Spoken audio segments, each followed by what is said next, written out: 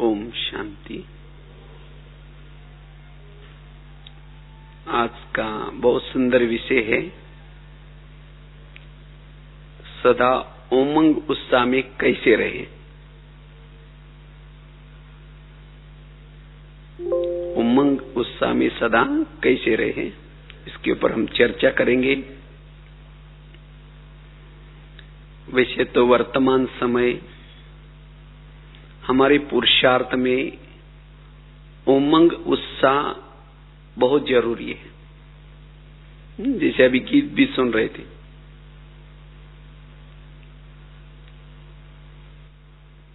क्योंकि जब उमंग और उत्साह स्वयं में होता है, वो खुद भी उड़ता रहेगा, औरों को भी उड़ाता रहेगा, औरों को भी प्रभु मिलन कराता रहेगा। इसलिए वर्तमान समय हमारे पुरुषार्थ में, हमारे स्वयं के जीवन में सदा उमंग उत्साह चाहिए। उमंग और उत्साह ये दो हमारे पंख है। जिसके ये पंख थोड़ा ढीले हो गए, उसका पुरुषार्थ भी ढीला हो गया। उमंग उत्साह वाला ही अपने मंजिल तक पहुंच सकेगा। अगर इस ज्ञान मार्ग में चलते चलते थोड़ा भी उमंग या उत्साह कम हुआ, बीच में अटक जाएंगे, फेल हो जाएंगे। इसलिए अपना उमंग उत्साह सदा बना करके रखना है। जो उमंग और उत्साह में रहता है, वो वायुमंडल भी पॉजिटिव सकारात्मक फैला सकता है।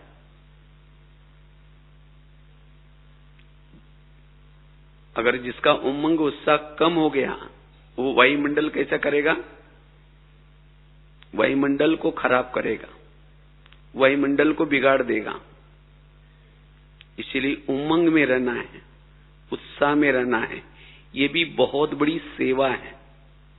इसीलिए बाबा ने भी कहा ना, सदा खुश मिजाज रहो, सदा खुशी में रहो, सदा मुस्कुराते रहो। जो उमंग में रहता है, उत्साह में रहता है, वही प्रभु की प्रत्यक्षता कर सकता है।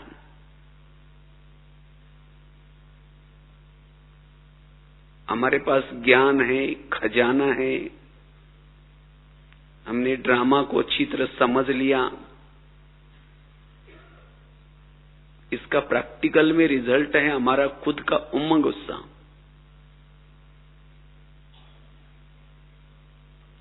और जो संगम युग में सदा उमंग उत्साह में रहता है,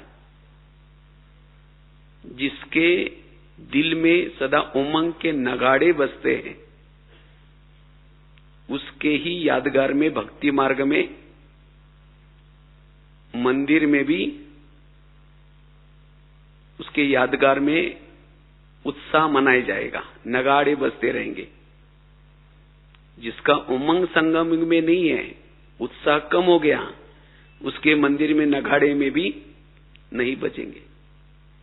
इसलिए सदा उमंग उत्साह में रहना है। और जितना हम उमंग उत्साह में रहते हैं, सेवा में सफलता प्राप्त कर सकते हैं।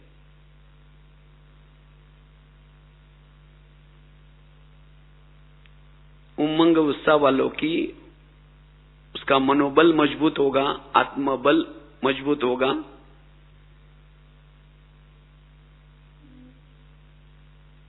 जिसके अंदर उमंग उत्साह होगा, उसके अंदर दृढ़ता होगी, और दृढ़ता सफलता की चाबी है।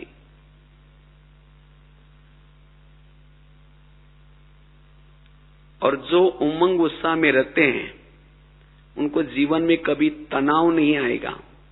तनाव का कारण क्या है? उमंग उत्साह की कमी।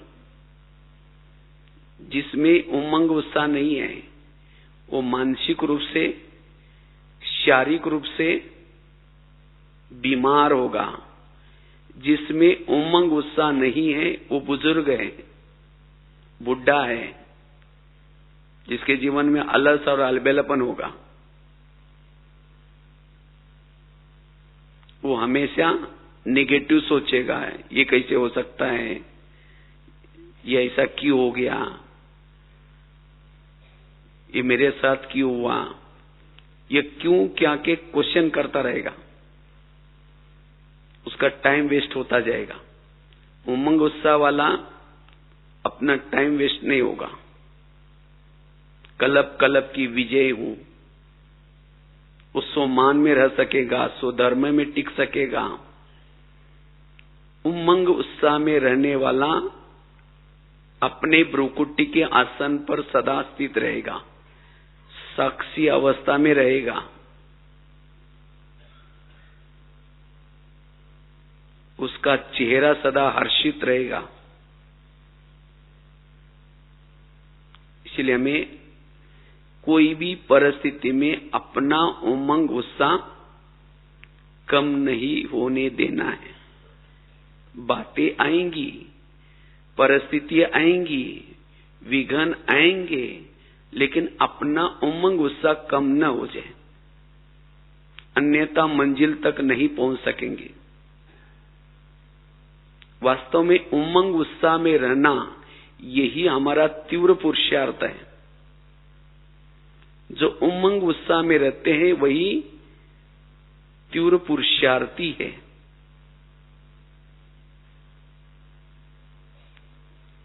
घंटों तक योग लगाया खूब और कोई बातों से मेरा उमंग कम हो गया, नेगेटिव थॉट्स चलेंगे, बोल नेगेटिव निकले, जितना दौड़े उतना वापिस आ गए।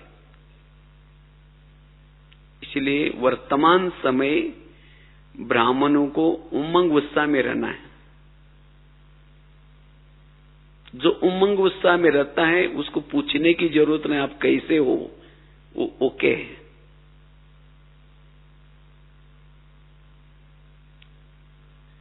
इसलिए उमंग उत्साह में रहना है। जितना उमंग उत्साह में रहेंगे उतना हल्के रहेंगे, आत्माभिमानी स्थिति में रह सकेंगे।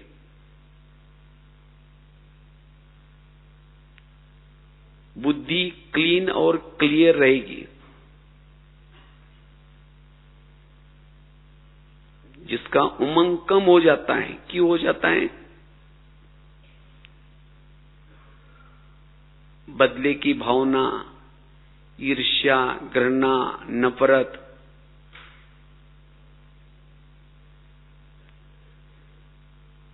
अगर ऐसे कुछ मनोविकार आ गए, उमंग उत्साह कम हो गया। जिसका उमंग उत्साह कम होता है वो अवगुण देखते रहेगा, उसकी दृष्टि गुणग्राही नहीं होगी, अवगुण वाली होगी, निराशवादी होगा, अपने लिए भी निराश, औरों के लिए भी निराश। इसलिए बाबा कहते बच्चे खुश रहो। वास्तव में यही हमारी ईश्वरीय नशा है। जो उमंग उत्साह में रहता है हर परिस्थिति में एडजस्ट होकर के चलेगा, हर एक के साथ एडजस्ट होकर के चलेगा। साधन सुविधा हो या ना हो, एडजस्ट होकर के रहेगा।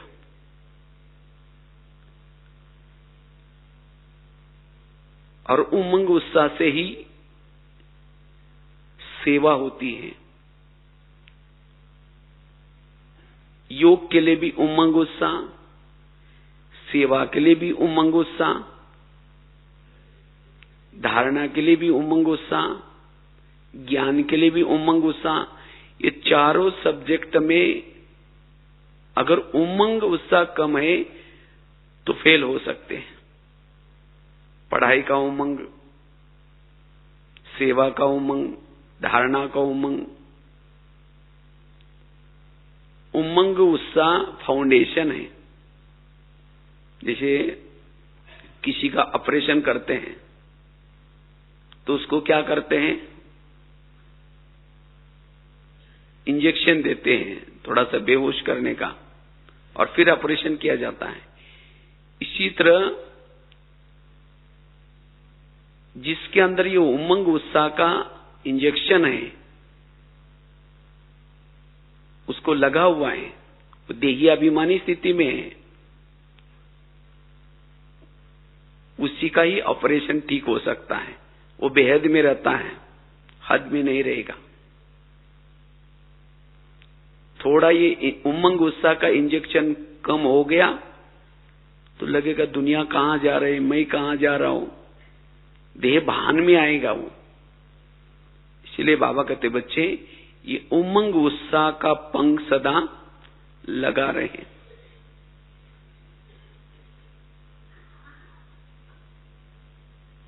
लेकिन हमारा उमंग उत्साह कभी कभी कम हो जाता है।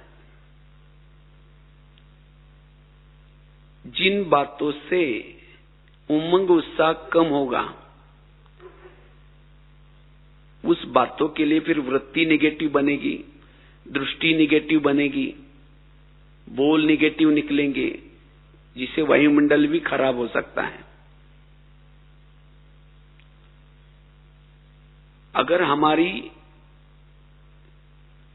भावना ही खराब होगी, भावना खराब होने का कारण भी क्या है, उमंग उत्साह कोई बातों से कम हुआ। लेकिन हमारा उमंग उत्साह कम क्यों होता है, उसकी 3 बातें हैं। उमंग उत्साह कम होने का कारण 3 बातें हैं। पहली है लोगों के तरफ से आने वाले विघ्न। जिन लोगों के बीच में हम रहते हैं, जिन साथियों के बीच में रहते हैं, उन लोगों की तरफ से आने वाला विघ्न ये आपके उमंग उत्साह को कम कर सकता है। दूसरा है स्वयं के शरीर की साथी, कर्मेंद्रियां, पुराने संस्कार, उसके तरफ से आने वाला विघ्न आपके उमंग को कम कर सकता है। और तीसरा है प्रकृति के तरफ से,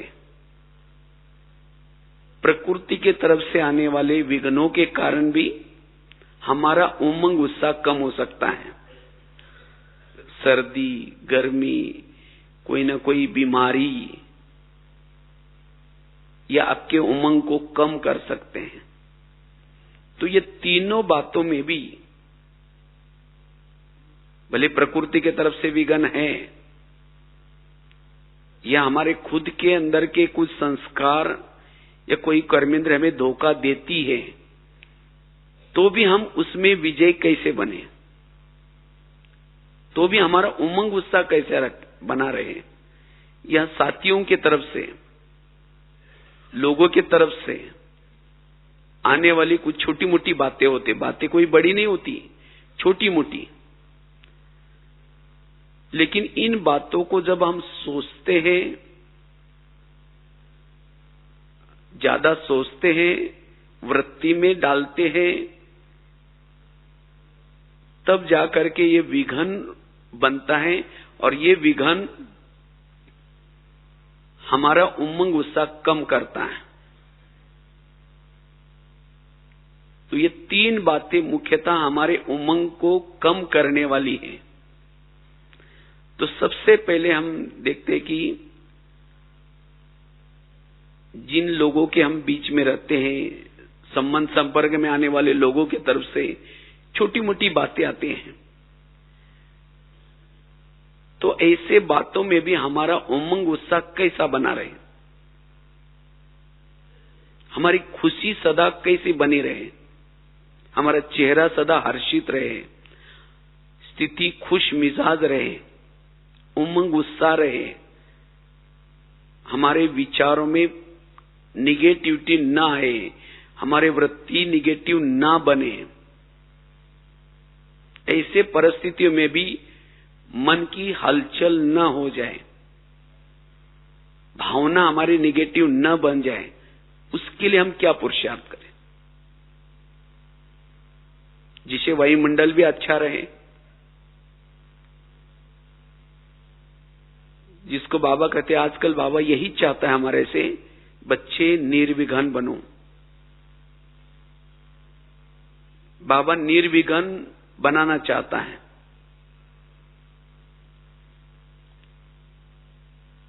तो कभी कभी जिन्होंने हमको ज्ञान दिया, जिन्होंने ये ईश्वरीय मार्ग दिखाया, कभी कभी हम क्या करते हैं, उनकी ही कोई कमी कमजोरी देख करके, उनका कुछ व्यवहार देख करके हम क्या करते हैं, उनके लिए भावनाएं खराब करते। समझो आपको वो रोकेंगे, कोई बातों के लिए डायरेक्शन देंगे, वो आपको अच्छा नहीं लगेगा।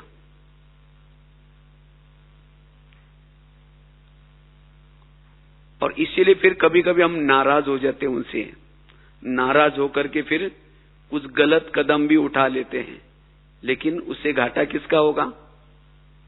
स्वयं का ही घाटा होगा।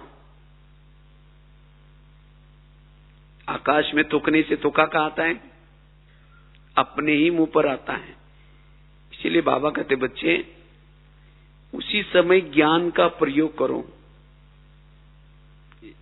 नहीं तो अगर ऐसे कुछ हम गलत निर्णय करते हैं जिससे यज्ञ का नाम खराब हो जाता है। जिन्होंने बाबा ने पढ़ाया, बाबा पढ़ाने वाला है, उनका नाम भी, तो ऐसी आत्मा फिर कहते ना, सदगुरु का निंदक ठोर न पाए, उसको पद नहीं मिलेगा। आए थे किसी लिए, और इन गुह्य गति को न समझने से हमने क्या किया, किसी से नाराज होकर के, बाबा कहते हैं ना, जो नाराज होते हैं उसने राज को नहीं समझा, ड्रामा को नहीं समझा, ज्ञान को नहीं समझा, और इसीलिए क्या हो गए? नाराज हो गए। और नाराज हो गए मतलब उमंग क्या हो गया? कम हो गया। फिर उमंग कम हो गया, फिर उनका परचिंतन करेंगे, उनके लिए वायुमंडल खराब करेंगे, दूसरों के लिए भी बजा करके सुनाएंगे, उनकी भावना भी खराब करेंगे। और आजकल इस प्रकार के विघन चलते हैं। इसीलिए बाबा ने पिछले सीजन में भी कहा था, स्वयं भी निर्विघ्न बनो, सेंटर को भी निर्विघ्न बनाओ, और जोन को भी निर्विघ्न बनाओ। और इसलिए लास्ट की मुरली बाबा की चली थी, बाबा ने कहा कि अगले सीजन में मैं आऊंगा, दोबारा आप लोग पढ़ना उस मुरली को। लेकिन बाबा ने कहा कि दिल पसंद सभा में बाबा मिलना चाहता है। और बाबा ने दिल पसंद सभा किसको कहा था? जो निर्विघ्न है, अपने कमजोरी को परिवर्तन किया है, ऐसे को बाबा ने कहा था दिल पसंद सभा। तो इसलिए अभी भी हमें ऐसी बातों से जिसे हम नाराज है, जिसे हमारे संकल्प चलते हैं, जिस बातों से हम नेगेटिव का चिंतन करते हैं, उमंग उत्साह कम होता है, ऐसी बातों को हमें खत्म करना है। बाबा ने तो पूरा ज्ञान दिया है। जैसे अगर पतंग कहता है मैं आकाश छूना चाहता हूं, लेकिन क्या करे, इस व्यक्ति ने मेरा धागा पकड़ा हुआ है, अगर ये धागा छोड़ेगा तो मैं कहां जाऊंगा? आकाश छूने के लिए जाऊंगा। अगर वो व्यक्ति धागा छोड़ेगा तो पतंग कहां जाएगा? आकाश छूने के लिए जाएगा, नीचे गिर जाएगा, नीचे गिर जाएगा। उस व्यक्ति का धन्यवाद, उस धागे को पकड़ा हुआ है। और क्यों पकड़ा हुआ है? कई पेड़ों में, कई तारों में, कई डाली में अटक न जाए, लटक न जाए, टूट न जाए, इसीलिए पकड़ा हुआ है। और आज तक जितना भी वो पतंग उड़ा, किसने उड़ाया? जिसने पकड़ा हुआ उसने तो उड़ा है ना, और उसकी तो शुभ भावना है। इसी तरह आज हमें कोई बड़े रोकते हैं, कोई बातों के लिए मना करते हैं, क्यों करते हैं? कहीं ना कहीं अटक न जाए, लटक न जाए, कहीं ना कहीं टूट न जाए। लेकिन वो बातें कभी कभी हमें कड़वी लगती है। हमें लगता है कि हमको क्यों रोका जाता है, हम तो बहुत आगे बढ़ना चाहते हैं, बहुत ये करना चाहते हैं, लेकिन और ऐसी बातों से हमारा उमंग क्या होता है, फिर कम हो जाता है। और यही विघन रूप में पैदा होकर के हम योग करने के बजाय वही चिंतन चलता है, ये ऐसा क्यों करते हैं, ये मेरे साथ क्यों करते हैं, ये मेरे साथ क्यों होता है। फिर कहेंगे कभी हमारे साथ न्याय नहीं हो रहा है। और इसीलिए आए थे किसी लिए, और उमंग उत्साह कम हो गया। इसीलिए अगर मुझे कोई रोकता है, मुझे कोई टोकता है, मुझे कोई कुछ कहता है, तो मेरी अपनी उन्नति के लिए कहता है। इसलिए मुझे उमंग उत्साह को कम नहीं करना, मुझे नेगेटिव नहीं सोचना है। और तब जाकर के हम आज जितने भी हम आगे बढ़े हैं, किसने बढ़ाया? उन्होंने तो बढ़ाया ना। तो इसीलिए बाबा कहते बच्चे अपना उमंग उत्साह कभी कम नहीं करो, अपना उमंग उत्साह सदा बनाकर रखो। अगर हमारे लिए कुछ कहने के लिए ना होता तो फिर हम पता नहीं क्या क्या करते हैं। इसीलिए बाबा ने निमित्त आत्माएं जिनको बनाए हैं, क्यों बनाए? इसीलिए बाबा कहते बच्चे अपना खुशी को सदा बनाकर रखो, उमंग उत्साह रखो, किसी से भी हमें नाराज नहीं होना। क्योंकि नाराज होना अर्थात उनके लिए वृत्ति को निगेटिव बनाना, भावनाओं को खराब करना, और वो सब चेहरे से दिखाई पड़ेगा आपके। किसी के एक व्यक्ति के लिए अगर आपकी भावनाएं खराब है, वृत्ति निगेटिव है, खुश नहीं रह सकते, अशरीरी नहीं बन सकते, मन में लीकेज चालू हो जाता है, सोमान में नहीं टिक सकते, स्वधर्म में टिक नहीं सकते, अंतर्मुखी नहीं बन सकते, आलस और अलबेलापन आएगा, सेवा में भी उमंग नहीं आएगा। जो पहले करते थे, जिस स्पीड से चलते थे, कहीं बहुत किया, हमें तो कोई पूछता ही नहीं, हमारे लिए ऐसे करते रहते, ये करते रहते, यही बातें फिर रोना रोते रहेंगे, औरों के सामने भी बेजाकर रोएंगे। तो ये भी एक प्रकार का रोना है, मन का भी रोना, कभी कभी आंखों का भी रोना। और ऐसे समय पर कभी कभी हम ऐसे कर्म कर बैठते हैं, बदला लेने की भावना, नफरत, घृणा। आज दुनिया में भी ये चल रहा है ना।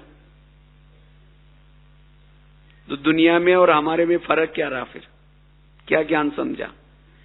इसलिए बाबा कहते बच्चे इस ज्ञान के गहराई को समझो। और ऐसे अगर कर्म करेंगे, क्योंकि हम लोग कभी कभी जाते रहते हैं, कभी कई बार में मुझे जेल में वगैरह कई बार सेवा में जाने का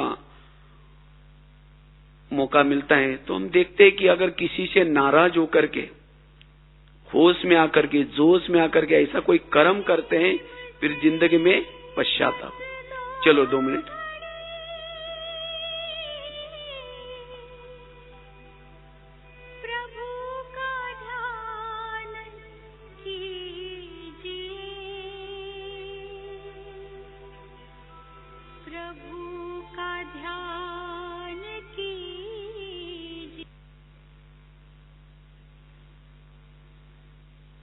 तो इस तरह से हमारा उमंग उत्साह कोई भी परिस्थिति में कम ना हो जाए,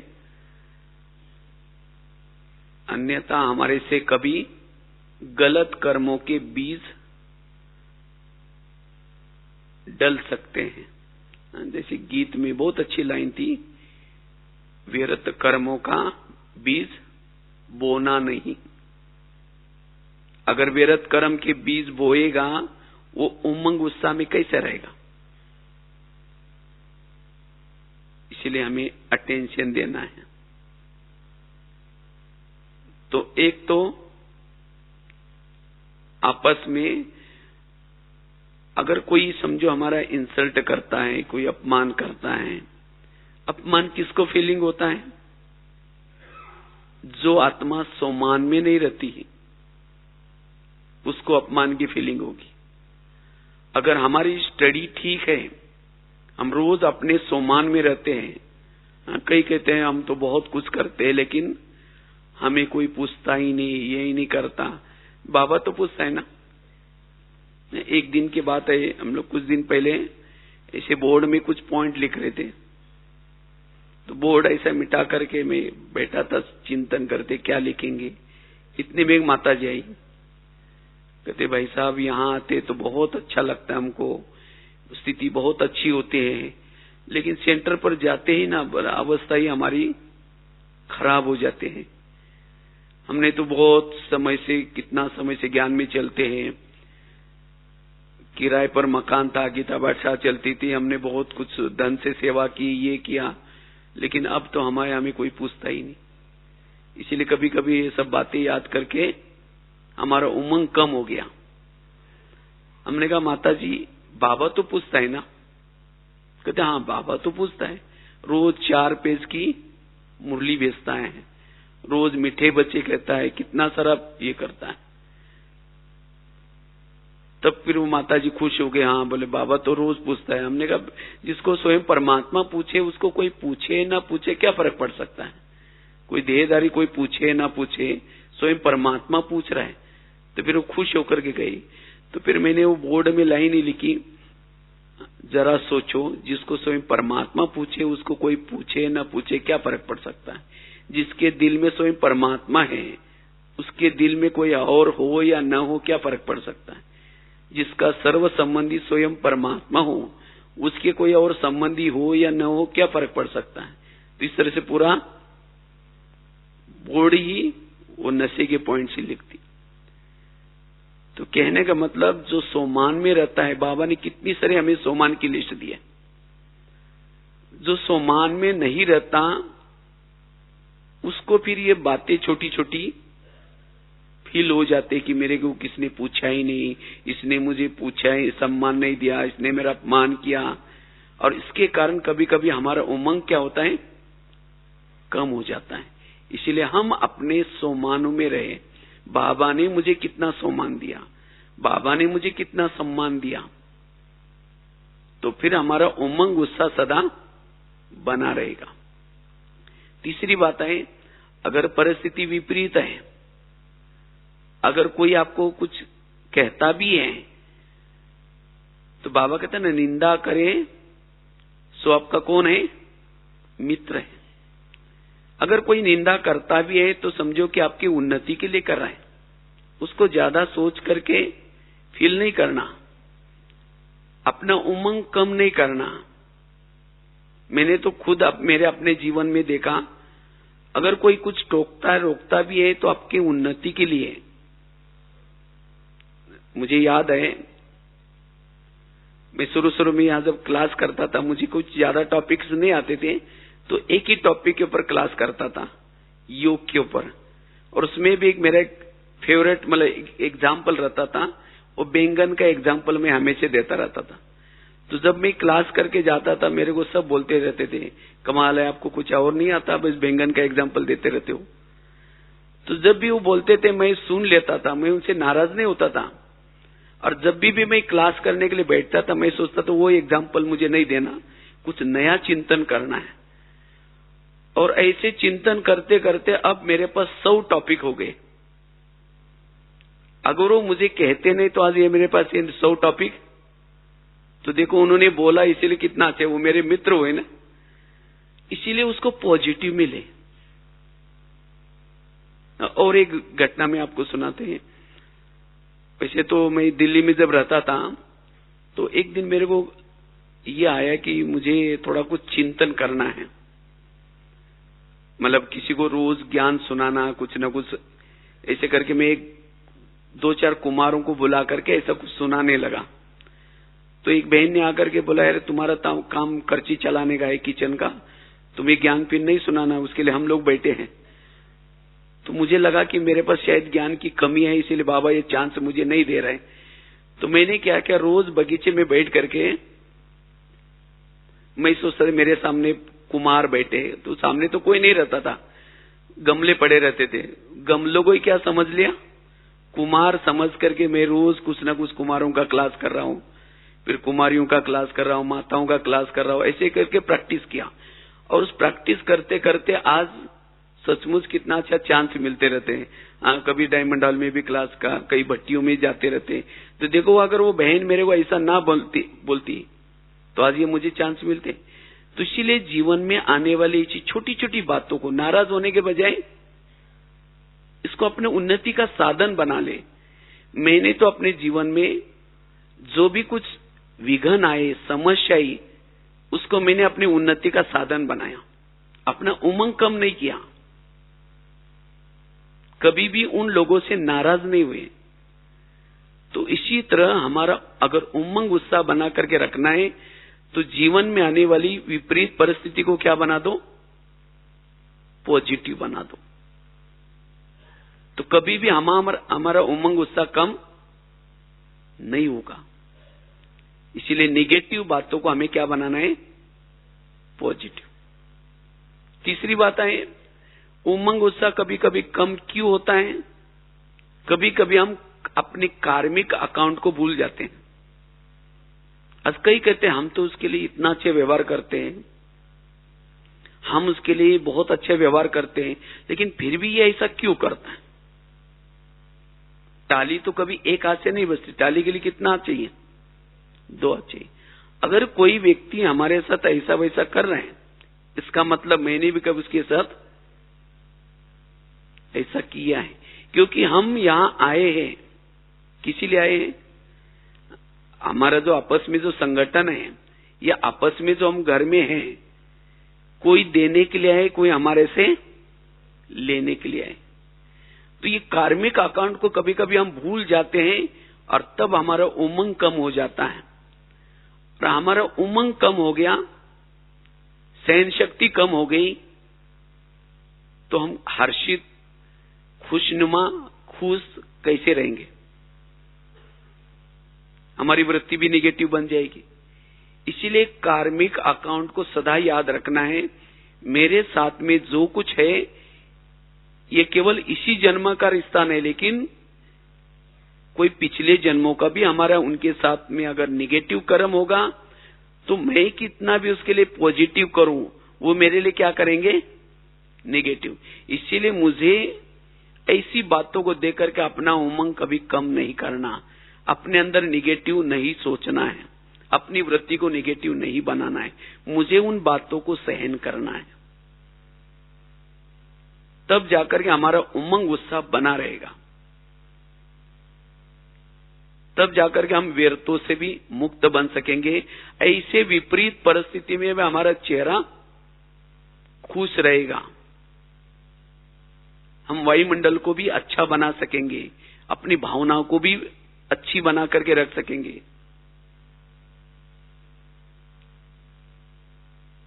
इसलिए कार्मिक अकाउंट को याद रखना है। और वास्तव में उमंग उत्साह कम होने का और भी कारण है, जब हम देहाभिमान में आते हैं, देह भान में आने से हमारा उमंग कम हो जाता है। जितना जो देहियाभिमानी स्थिति में रहेगा, देहियाभिमानी स्थिति वाला सदा उमंग में रहेगा। इसीलिए रोज का अमृतवेला का योग, रोज की जो मुरली है, ये मुरली जितना हम सुनते हैं, जितना चिंतन करते, कहते ना अपनी घोट तो नशा चढ़े, तो जितना हम मुरली का चिंतन करते हैं, जितना अमृतवेला ठीक करते हैं, उतना हमारी देहियाभिमानी स्थिति रहेगी। और देहियाभिमानी स्थिति वालों का उमंग, कहते ना जो योगी कौन होता है, जो मान अपमान निंदा स्तुति में भी समान है। अगर मेरा कोई उमंग, मेरी खुशी कोई छीन लेता है, तो ये मेरा कौन सा भान है, ये मेरा देह का बहाना है, दूसरे की गलती नहीं। गलती किसकी है? मेरी है। तो मुझे देही अभिमानी स्थिति में रहना है। देही अभिमानी स्थिति वालों का उमंग उत्साह कोई छीन नहीं सकता। आपका सब कुछ छीन जाएगा, लेकिन आपकी खुशी, आपकी जो ब्रुकुटी आसन पर जो बाबा ने चेयर दी है, वहां से तो कोई खींच करके थोड़ी निकालेगा आपको। तो इसीलिए उस चेयर पर हमें बैठना है, और वो बैठ सकता है जो सदा खुश रहता है, जो उमंग में रहता है।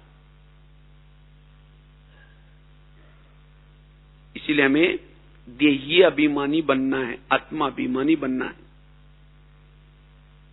खुशी कम होने का कारण है,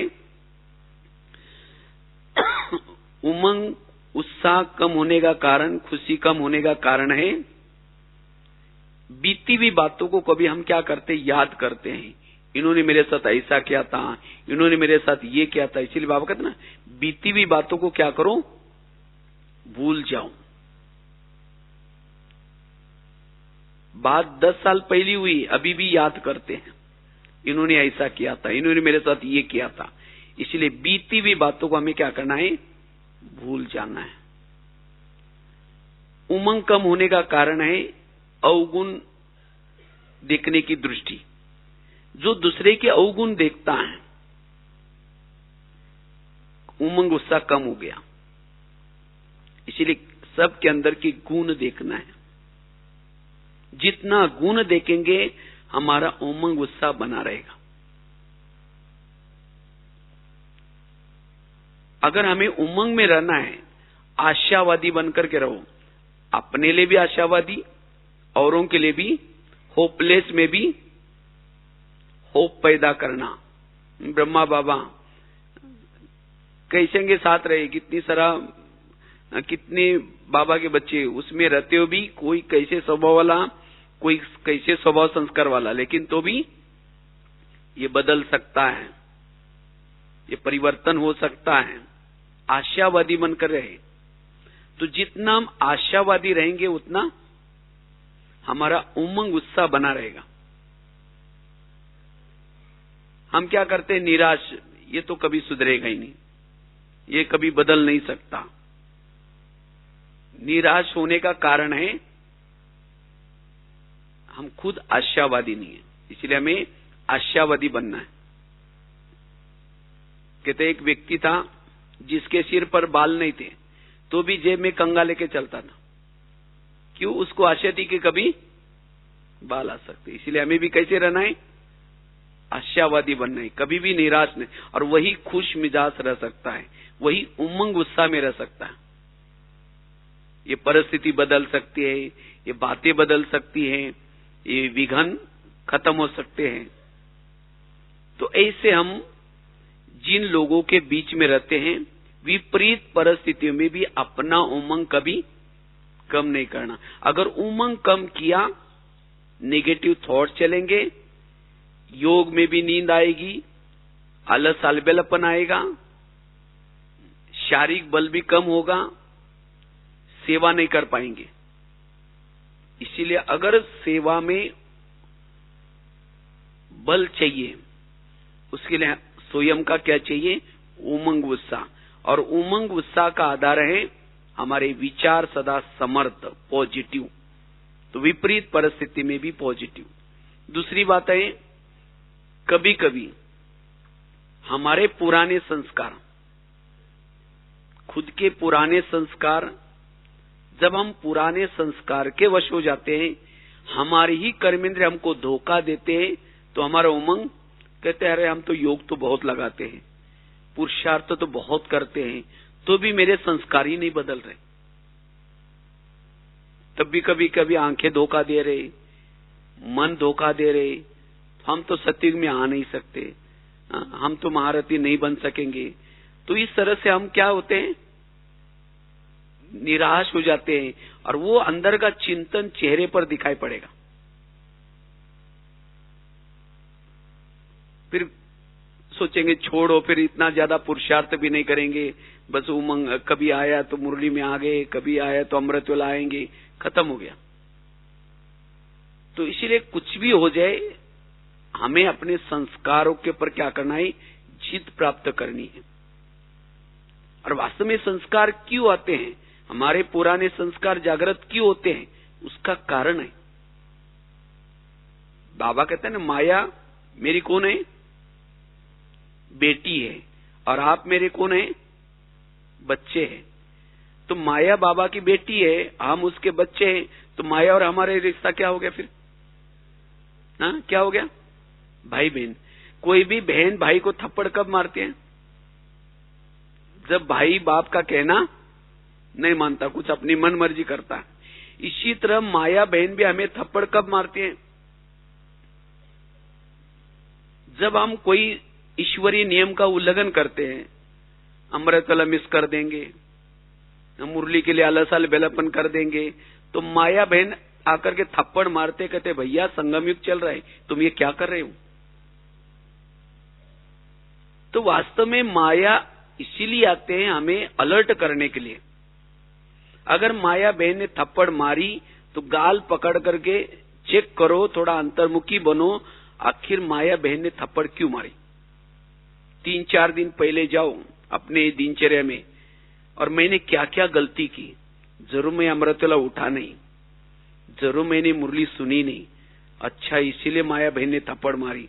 तो उसके सामने प्रतिज्ञा करो, माया बहन आज से मैं कभी भी ये गलती नहीं करूंगा, आज से बिल्कुल पक्का रोज अमृतवेला उठूंगा, रोज मुरली सुनूंगा। अगर आप रोज अमृतवेला उठते हैं, मुरली सुनते हैं, नियम पर चलते, श्रीमद प्रमाण चलते, तो माया बहन कभी नहीं आएंगी, वो खुश होके जाएंगी, वाह मेरा भैया बहुत अच्छा पुरुषार्थ कर रहा है।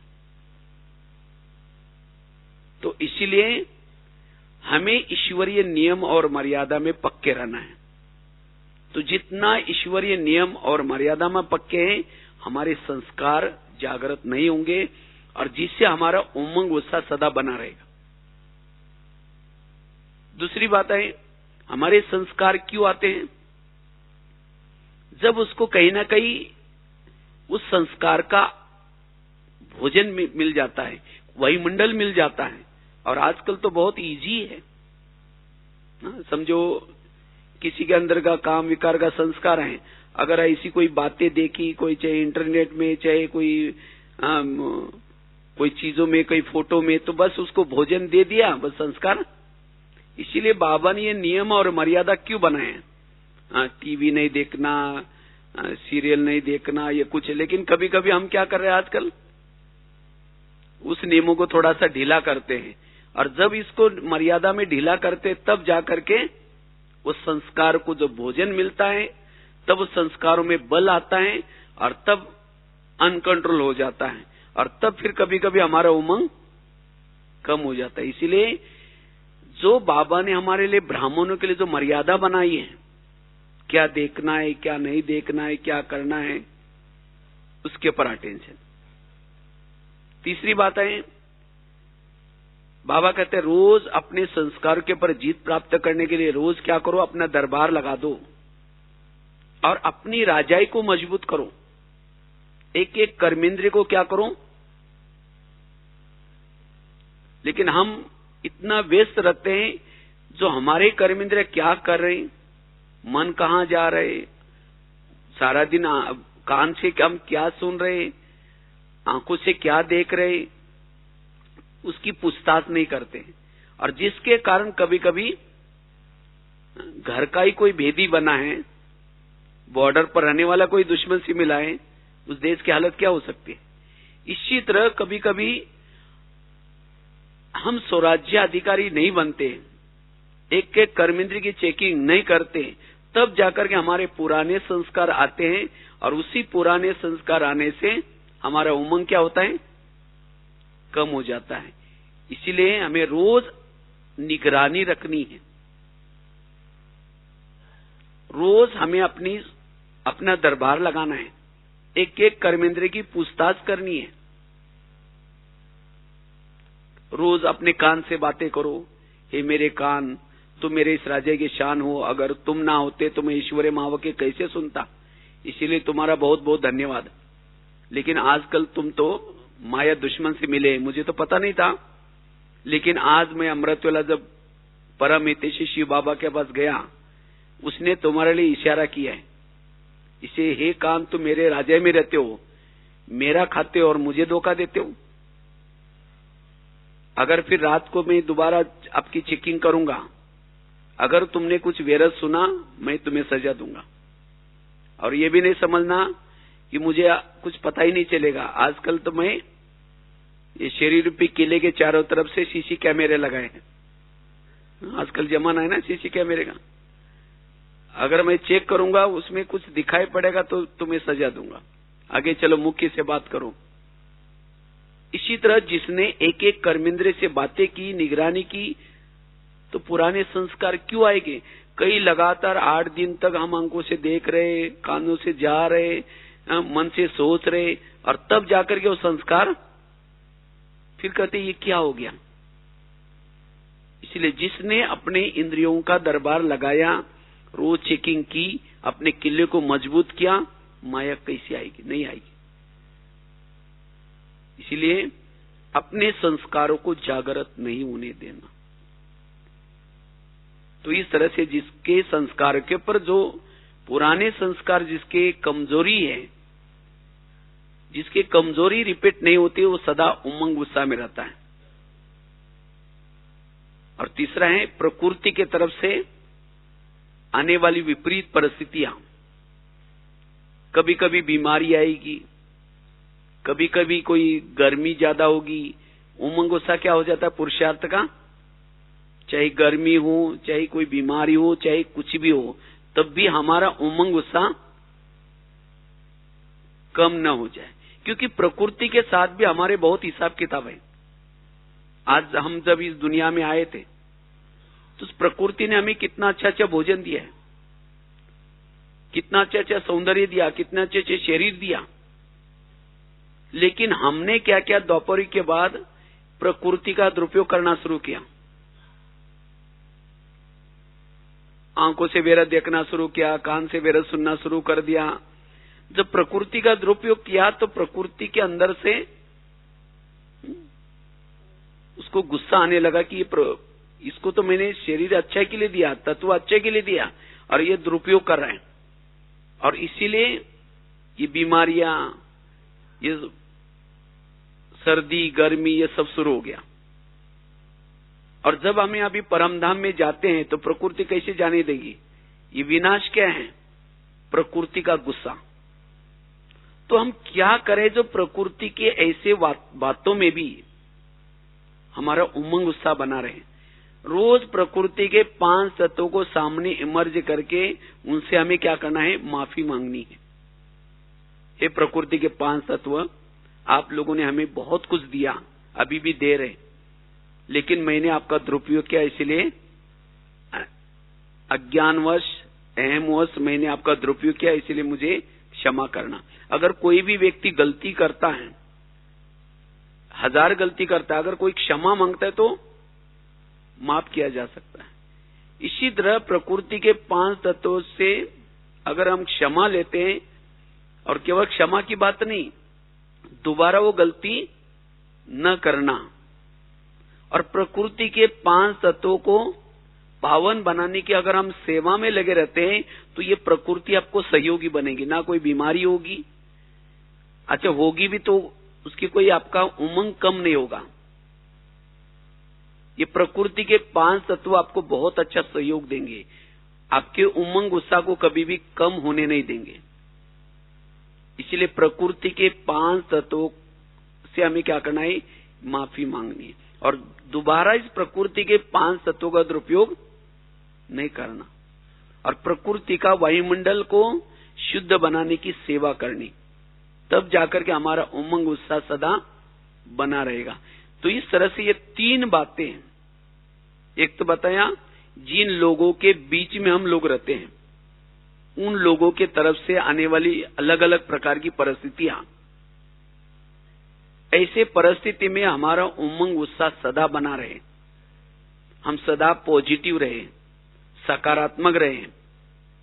इसके लिए जैसे एक तो बताया सम्मान में रहेंगे तो ये मान अपमान इसकी कोई फीलिंग नहीं आएंगी, हमारा उमंग बना रहेगा। दूसरी बात बताई, जो बाबा ने जिनको निमित्त बनाया, अगर उनके तरफ से हमारे लिए कुछ डायरेक्शन मिलता है, कुछ मिलता है, तो भी हमें नाराज नहीं होना, लेकिन ये मेरे उन्नति के लिए जरूर बाबा ने इनके द्वारा इशारा दिया है, तो मुझे क्या करना है, नाराज होने के बजाय हाँ जी करके उनसे राजी रहना है, तब हमारा उमंग बना रहेगा। तीसरी बात, नेगेटिव बातों को बताया, पॉजिटिव।